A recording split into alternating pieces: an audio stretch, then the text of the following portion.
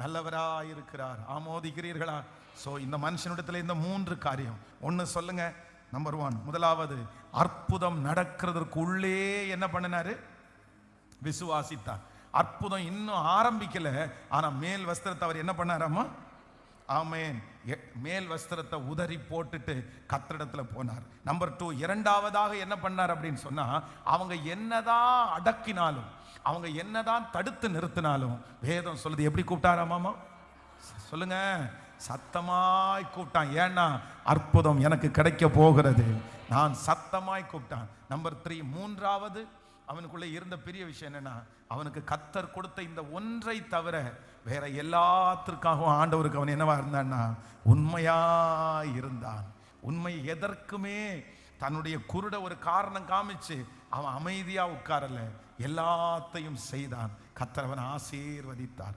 ஹல்லேலூயா. First ஒரு 4 காரியத்தை உங்களுக்கு சொல்லியிருக்கேன். அதுக்கப்புறம் ஒரு 3.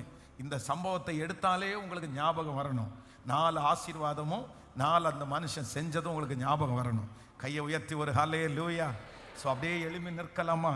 அப்படியே எழும்பி நின்று தேங்க்யூ